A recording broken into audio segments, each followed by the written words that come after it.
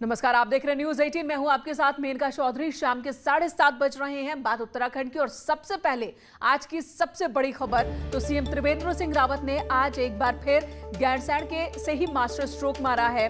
CM Trivendra Singh Rawat ने आज गैरसैंण के नाम पर एक और बड़ी घोषणा की। बजट भाषण के बाद सीएम ने गैरसैंण के नाम से राज्य में नई कमिश्नरी का ऐलान किया।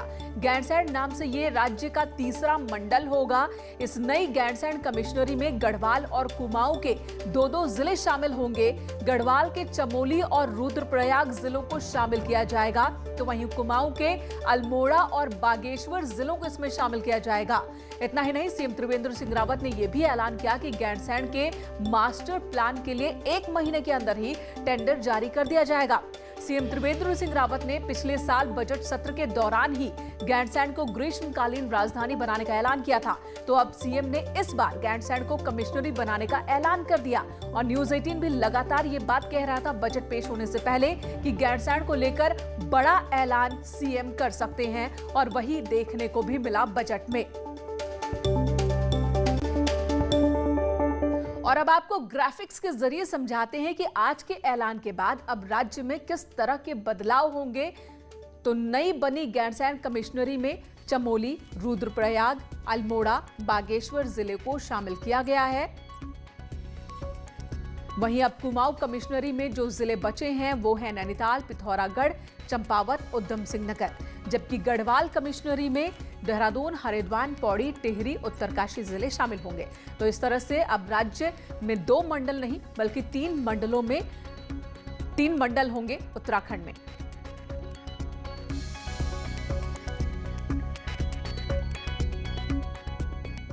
सीएम त्रिवेंद्र सिंह रावत ने इस फैसले को ऐतिहासिक बताया है और मुख्यमंत्री ने कहा कि अब गैरसैंण किसी के लिए भी गैर नहीं है।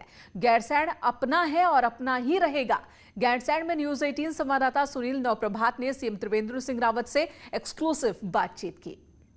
साथ मौजूद हैं मुख्यमंत्री त्रिवेंद्र सिंह रावत। आपने 4 मार्च 2020 को गैरसैंण को ग्रीष्मकालीन राजधानी घोषित कर एक मास्टर के स्ट्रोक खेला था, सबको चौंका दिया था। और ठीक उसी तर्ज पर ठीक 1 साल बाद आज बजट भाषण पढ़ने के बाद मुख्यमंत्री ने गैरसैंण को कमिश्नरी का तोहफा दिया है।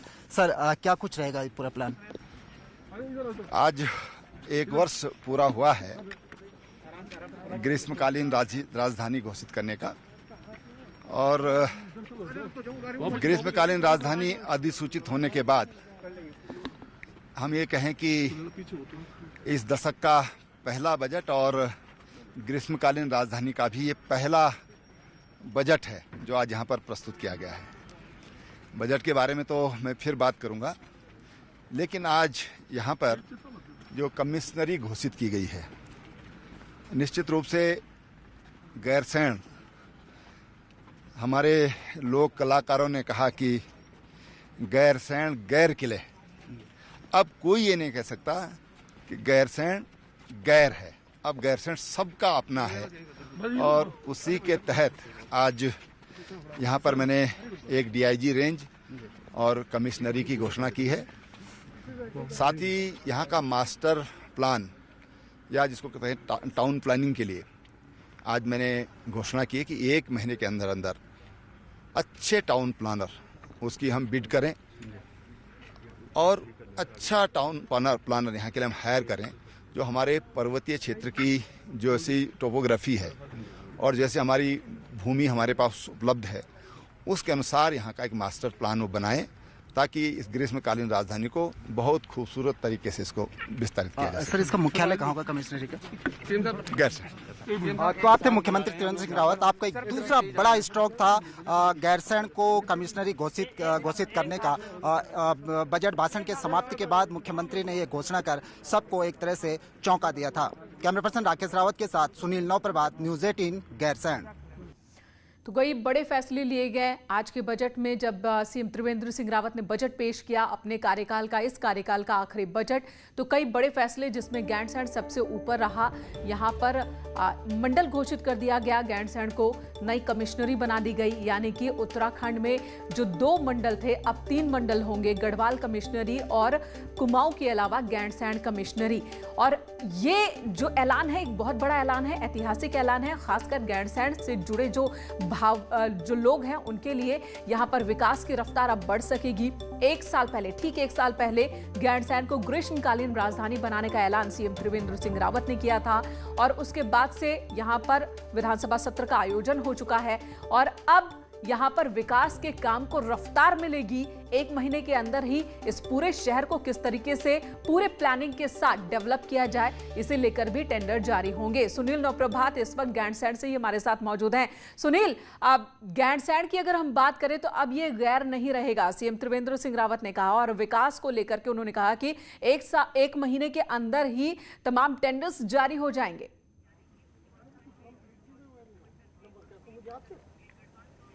बिल्कुल नीलू, जैसा अभी तक कहा जाता था कि गैरसैंण गैर है, ये लगातार एक सियासी मुद्दा भी बनता रहा है, लेकिन आपने बीते साल में देखा कि ठीक आज ही के दिन 4 मार्च को मुख्यमंत्री त्रिवेंद्र सिंह रावत ने जब बजट पेश कर रहे थे तो अपने बजट भाषण के समापन पर उन्होंने अचानक से गैरसैंण को ग्रीष्मकालीन राजधानी घोषित कर सबको चौंका दिया था, पूरे सदन को चौंका दिया था, पूरे दर्शकों को चौंका दिया था।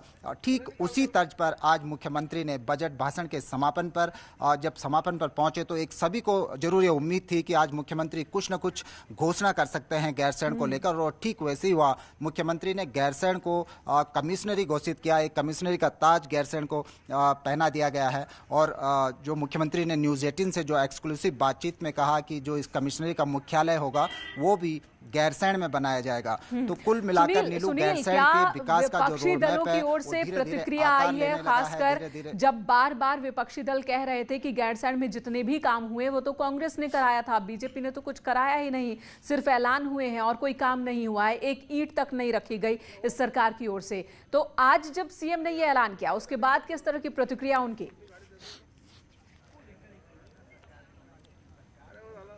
देखिए नीलू, विपक्ष के पास अब बहुत कुछ बोलने के लिए है नहीं, क्योंकि अभी तक गैरसैंण का स्टेटस क्या होगा इसको लेकर सियासत होती थी। मुख्यमंत्री ने वो सियासत भी समाप्त की, गैरसैंण को ग्रीष्मकालीन राजधानी बनाकर।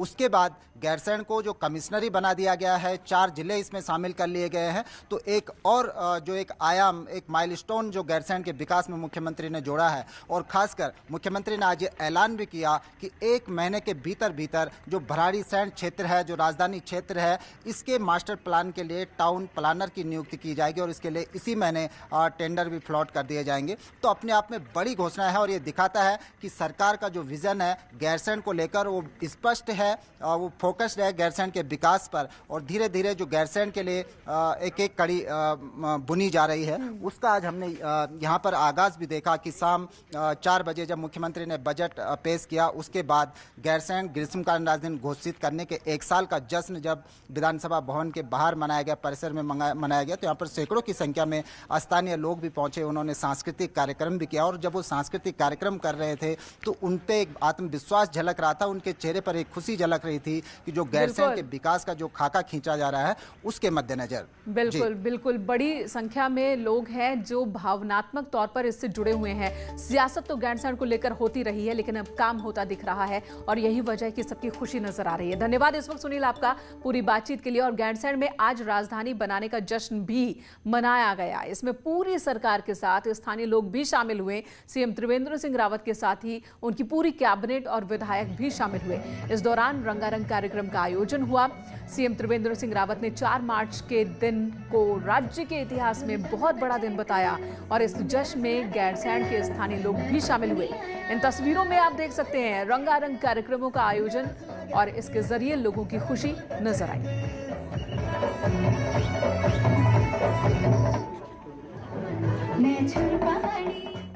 इधर मुख्यमंत्री त्रिवेंद्र सिंह रावत ने आज राज्य का बजट पेश किया। गैरसैंण विधानसभा में राज्य में करीब 57,000 करोड़ का बजट पेश किया गया, जिसमें सीएम ने कई बड़ी घोषणाएं की हैं। राज्य के छात्रों को अब 8वीं क्लास तक मुफ्त जूता और बैग दिया जाएगा। तो हवाई उड़ानों की बेहतरी के लिए भी फैसले लिए गए हैं।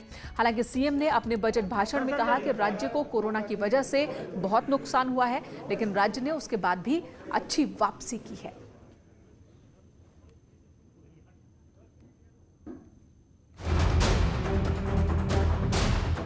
सीएम त्रिवेंद्र सिंह रावत ने गैरसैंण विधानसभा में राज्य बजट पेश किया। करीब 57,400 करोड़ का यह बजट पेश किया गया है। सीएम त्रिवेंद्र सिंह रावत ने बजट में बड़ी घोषणा की कि अब 1 से 8वीं तक के छात्र छात्राओं को मुफ्त बैग और जूता दिया जाएगा।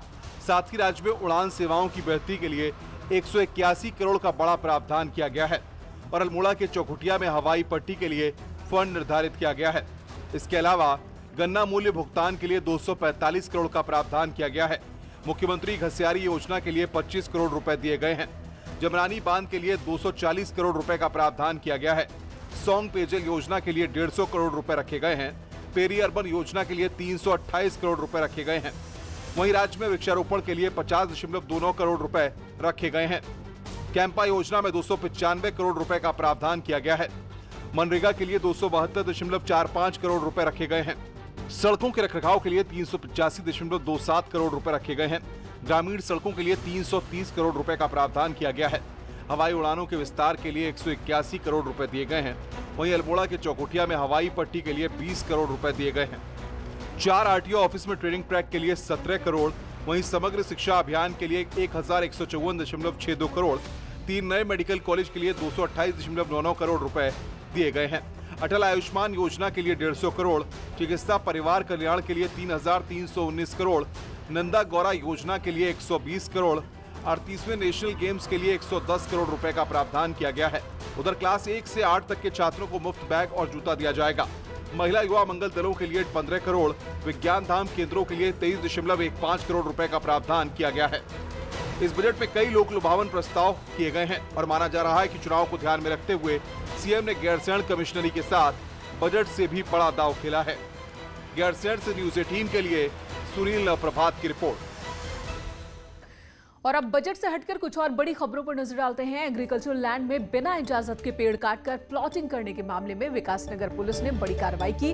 करीब 13 साल पुराने इस मामले में केस दर्ज किया गया है और अब पुलिस इस बात पर आगे की कार्रवाई कर रही है। जमीन के मालिक, डेवलपर, तत्कालीन साडा सचिव, प्रभागीय वन अधिकारी कालसी और जिला उद्यान अधिकारी दून के खिलाफ केस दर्ज किया गया। ये पूरा मामला साल 2007 से 2014 के बीच का है, जब विकासनगर के ढकरानी, हरबटपुर और जीवनगढ़ में करीब 400 बीघा कृषि भूमि पर अवैध तरीके से फलदार पेड़ काटे गए और फिर प्लॉटिंग की गई। इसमें अधिकारियों पर भी माफियाओं के साथ सांठगांठ के आरोप लगे थे। लेकिन अब भी इस मामले को दबाया जा रहा है और मेरी ये गुजारिश है कि इसमें जो भी दोषी अधिकारी हो उनके खिलाफ सख्त से सख्त कार्रवाई की जाए। बिना परमिशन के पेड़ काटे गए थे जिसकी वजह से और उसके बाद उसकी प्लॉटिंग कर दी गई थी। तो इस संबंध में जो है एसआईटी द्वारा जांच की गई। संबंधित भूस्वामी कॉलोनाइजर्स और संबंधित विभाग के अधिकारियों और कर्मचारियों के खिलाफ मुकदमा दर्ज कराया गया है। इधर रुद्रप्रयाग जिला मुख्यालय के पास जंगलों में भीषण आग लगी हुई है और आग के कारण लाखों की वन संपदा अब तक जलकर खाक हो चुकी है। ज्यादा ढलान वाला इलाका होने की वजह से यहां पर वन विभाग के कर्मचारियों को आग बुझाने में दिक्कत हो रही है। जंगलों में लगी आग लगातार बढ़ती ही जा रही है और पूरे जंगल को अपनी चपेट में ले रही है। उधर अल्मोड़ा के लोधिया में केएमओयू की एक बस हादसे का शिकार हो गई। ये बस बागेश्वर से हल्द्वानी जा रही थी, जिसमें 16 लोग घायल हो गए, जिनका इलाज अल्मोड़ा बेस हॉस्पिटल में चल रहा है। सभी बागेश्वर से हल्द्वानी जा रहे थे। सभी लोग सामान्य रूप से घायल हैं। उधर पिथौरागढ़ में कर्मचारी संगठनों ने मूनाकोट ब्लॉक प्रमुख पति के खिलाफ आंदोलन जारी रखने का फैसला किया। अलग अलग कर्मचारी संगठनों का कहना है कि जब तक आरोपी प्रमुख पति के खिलाफ ठोस कार्रवाई नहीं होती है, वे संघर्ष जारी रखेंगे। आपको बता दें, मूनाकोट प्रमुख के पति पर बीडीओ ने कमरे में बंद कर मारपीट का आरोप लगाया है। बावजूद इसके अभी तक आरोपी के खिलाफ एक्शन नहीं लिया गया। हम चाह रहे हैं कि उस पर जो दोषी है उन पर कार्रवाई हो। आज हमारी रणनीति ये बन रही है कि हम कल से जो आंदोलन करेंगे, अभी हम इसके बाद डीएम साहब से मुलाकात करेंगे।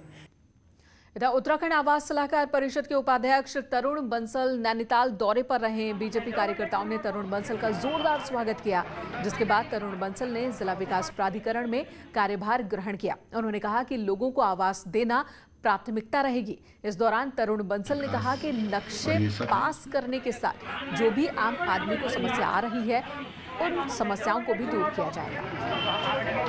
ओटीएस स्कीम ला रहे हैं। वो ओटीएस स्कीम इसीलिए ला रहे हैं कि कुछ लोगों ने अपने मकान बना दिए, कुछ ने अतिक्रमण कर दिया, उनको हम कैसे संरक्षित करें, बचा सकें। हरिद्वार कुंभ के लिए साधु संतों ने डेरा जमा लिया है। आज जूना अखाड़े में संतों का पूरे विधि विधान से महामंडलेश्वर पद पर पट्टाभिषेक किया गया। अखाड़ों के महामंडलेश्वर धर्म के प्रचार और मानव सेवा के कार्यों के लिए बनाए जाते हैं और सनातन धर्म का प्रचार प्रसार करते हैं। पूरा विश्व के अंदर में जाके धर्म प्रचार करना है, सनातन धर्म का जो है वैदिक सनातन धर्म का प्रचार करना और स्कूल कॉलेज वगैरह हॉस्पिटल वगैरह जो जन जन के कार्य है, जन सुविधाओं के, वो जो है ज़्यादा कार्य करना और उनका जो है समाज के अंदर में चेतना जगाना और वैदिक सनातन जो संस्कृति है उसको जगाने के लिए विशेष रूप से उनका योगदान रहता है। वक्त एक ब्रेक का, खबरों का सिलसिला जारी है।